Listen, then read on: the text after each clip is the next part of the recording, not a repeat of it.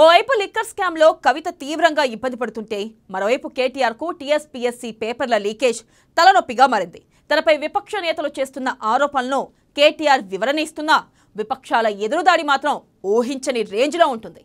తాను మంత్రినైనంత మాత్రాన అన్ని కంప్యూటర్లు తన చేతిలో ఉంటాయా అంటే ఆ మంత్రి పదవి ఎందుకండి, తీసి పక్కకు పెట్టేస్తే ఓ పనైపోతుందని పవర్ఫుల్ డైలాగ్స్ పేల్చుతున్నారు ప్రతిపక్ష నేతలు. మొత్తంగా కారు సర్కార్కి వరుస కాంట్రవర్సీలు కంటి మీద కునుకు లేకుండా చేస్తున్నాయి.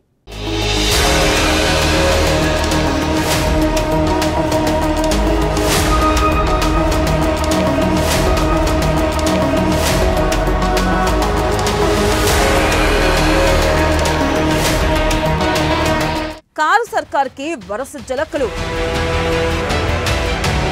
ఓవైపు లిక్కర్ చిక్కులు, మరోవైపు లీకేజ్ రగడ. ఢిల్లీలో కవితను వరుసగా విచారించిన ఈడీ.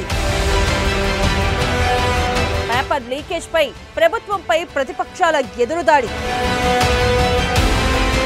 ప్రతిపక్ష నేతలకు సిట్ నోటీసులు.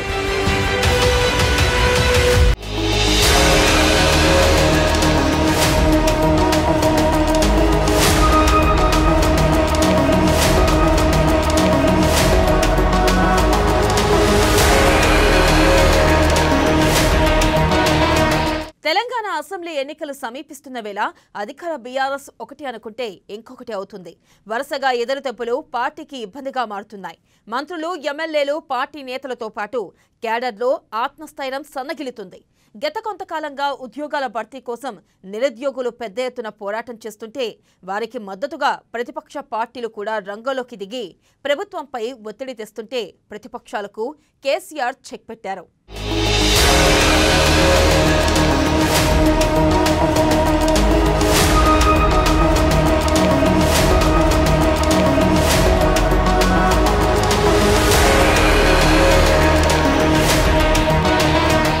ఆందోళనతో అప్రమత్తమైన సర్కార్ ఉద్యోగాలు భర్తీ చేయాలని నిర్ణయించింది.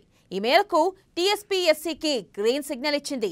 అనేక ఉద్యోగాల నోటిఫికేషన్లు జారీ చేస్తూ పరీక్షలు నిర్వహిస్తూ నిరుద్యోగులలో ఉద్యోగాలపై చిరు ఆశలను మొలకెత్తించిన బీఆర్ఎస్ పార్టీ వచ్చే ఎన్నికల్లో ఉద్యోగ నోటిఫికేషన్లతో యువత మద్దతు కూడా తమకే ఉంటుందని భావించింది. కానీ కథ అడ్డం తిరిగింది. టీఎస్పీఎస్సీ ప్రశ్నాపత్రాల లీకేజ్ వ్యవహారంతో బీఆర్ఎస్కు పెద్ద ఎత్తున డ్యామేజ్ జరుగుతుంది. కల్వకుంట్ల వారసురాలు కవిత ఇప్పటికే ఢిల్లీ లిక్కర్ స్కామ్లో ఈడీ విచారణ ఎదుర్కొంటున్నారు. తాజాగా టీఎస్పీఎస్సీ వ్యవహారం తెలంగాణ ముఖ్యమంత్రి కేసీఆర్ రాజకీయ వారసుడు కేటీఆర్కు చుట్టుకుంటుంది.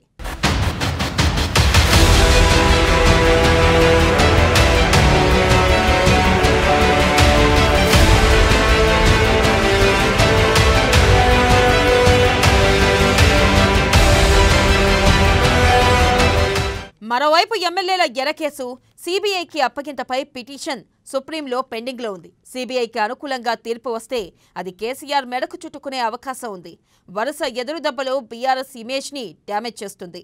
మరోవైపు పేపర్ల లీకేజ్ వ్యవహారంలో కేసీఆర్ పోరాటం చేయాల్సి వస్తుంది.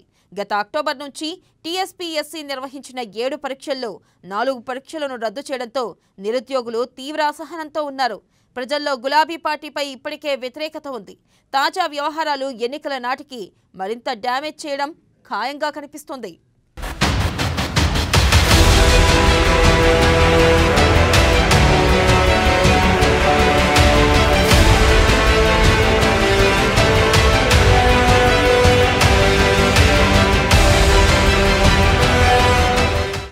ఏళ్ల తరబడి ఎదురు చూస్తే పరీక్షలు పెట్టారు. ఎంతో కష్టపడి చదివి పరీక్షలు రాస్తే వాటిని పేపర్ లీకేజ్ పేరుతో మళ్లీ రద్దు చేశారు. ఇలా అయితే ఎలా అంటూ నిరుద్యోగులు తీవ్ర అసహనంతో, ఆగ్రహంతో ఉన్నారు. ఇక ఇదే అదనుగా ప్రతిపక్షాలు మూకుమ్మడిగా యువతను తమ వైపుకు తిప్పుకునే ప్రయత్నం చేస్తున్నాయి. ఈ వ్యవహారంలో వెనక ఉంది కేటీఆర్ అని సంచలన ఆరోపణలు చేస్తూ బండి సంజయ్, రేవంత్ రెడ్డి కేటీఆర్ను టార్గెట్ చేస్తున్నారు. కేటీఆర్ పిఏ తిరుపతి గురించి రేవంత్ రెడ్డి ఆరోపణలు గుప్పించారు. వాళ్ళ ఊరి వాళ్ళ పేపర్లను, మార్కులను బయటకు తీయాలని డిమాండ్ చేశారు. విద్యార్థులకు వ్యవస్థల మీద నమ్మకం కలిగించడానికి గవర్నర్ వ్యవస్థ ద్వారా తక్షణమే తెలంగాణ పబ్లిక్ సర్వీస్ కమిషన్ లో జరిగిన అవకతవకలకు సంబంధించి ఈ రోజు కాంగ్రెస్ పార్టీ ఫిర్యాదు చేయడం జరిగింది. ఈ ఫిర్యాదులో ప్రధానంగా 2 అంశాలు ఉన్నాయి. ఒక అంశం ఐటీ మినిస్టర్ తారక రామారావు గారి శాఖలోనే వాళ్ళ నియంత్రణలో ఉండే కంప్యూటర్ల నిర్వహణ ఐటీ మంత్రి కిందకే వస్తాయి. ఆయన శాఖకు సంబంధించిన ఉద్యోగులే ఇందులో క్రియాశీలక పాత్ర పోషించిండ్రు. ఈ కంప్యూటర్లో ఉన్న భద్రంగా నిక్షిప్తమై ఉన్న గ్రూప్ 1 ఇతర పరీక్షల యొక్క ప్రశ్నాపత్రాలను దొంగిలించి కోట్ల రూపాయలకు బహిరంగ మార్కెట్లో అమ్ముకోవడం జరిగింది. ఇది క్షమించరాని తీవ్రమైన నేరము. ఇది అవినీతి కుట్రలతో కూడుకున్న నేరము. ఒక శాఖలో తప్పులు జరిగినప్పుడు ఆ శాఖ యొక్క మంత్రి బాధ్యత వహించాలి. అదే విధంగా మంత్రి గారి పేషీలో ఉన్న కొందరు వ్యక్తుల మీద కూడా సూటిగా ఆరోపణలు వస్తున్నాయి. వీటన్నిటిని దృష్టిలో పెట్టుకొని ఈ మధ్య కాలంలో కాంగ్రెస్ పార్టీ వివిధ కార్యక్రమాలు తీసుకున్నది. నిరసనలు తెలపడం, ధర్నాలు చేయడము, అదే విధంగా దీక్షలు చేయడము, వినతి పత్రాలు సమర్పించడము. ఈ కార్యక్రమాల్లో భాగంగా ఈ రోజు గవర్నర్ గారికి వినతి పత్రం ఇయ్యలేదు, గవర్నర్ గారికి అప్లికేషన్ పెట్టుకున్నాం. ఎందుకు అంటే సంబంధిత శాఖ మంత్రి కల్వకుంట్ల తారక రామారావును ప్రాసిక్యూట్ చేయడానికి అనుమతి ఇవ్వవలసిందిగా ఈ రోజు కాంగ్రెస్ పార్టీ గవర్నర్ గారిని అనుమతి అడిగింది. విపక్షాలకు చెక్ పెట్టాలని కేటీఆర్ సిట్తో రేవంత్ కు నోటీసులు ఇప్పించినట్లు సమాచారం. అయితే రేవంత్ కూడా స్ట్రాంగ్ కౌంటర్ ఇచ్చారు. సిట్ నోటీసులకు భయపడేదే లేదని స్పష్టం చేశారు. దీంతో కేటీఆర్కే డ్యామేజ్ అయ్యే అవకాశం కనిపిస్తుంది.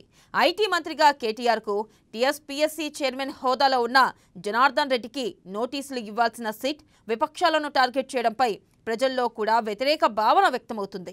తెలంగాణ సర్కార్ కనుసన్నల్లోనే సిట్ పనిచేస్తుందన్న ఆరోపణలు వ్యక్తమవుతున్నాయి. ప్రజాక్షేత్రంలో తిరుగుతూ సంచలన ఆరోపణలు చేస్తూ కేటీఆర్ను టార్గెట్ చేస్తున్న ప్రతిపక్ష పార్టీల ముఖ్య నాయకులకు సిట్ ద్వారా నోటీసులు జారీ చేసి వారి నోటికి తాళం వేయాలనే ప్రయత్నాలు బీఆర్ఎస్కే నష్టం చేసే అవకాశం కనిపిస్తుంది.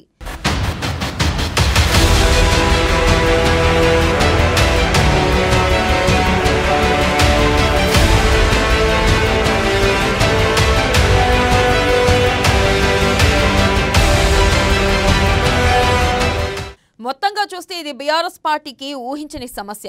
ఎన్నికల సంవత్సరం నిరుద్యోగులకు ఉద్యోగాలు ఇచ్చి యువత ఓటు బ్యాంకును కొల్లగొట్టాలని, ప్రతిపక్షాలకి చెక్ పెట్టాలని ప్రయత్నం చేసిన పేపర్ల లీకేజ్ వ్యవహారం ఊహించని పరిణామంగా మారింది. మరి ఈ వ్యవహారంలో బీఆర్ఎస్ బయటపడుతుందా? మళ్లీ యువతకు బీఆర్ఎస్ ప్రభుత్వంపై నమ్మకం కలిగిస్తుందా అనేది వేచి చూడాలి.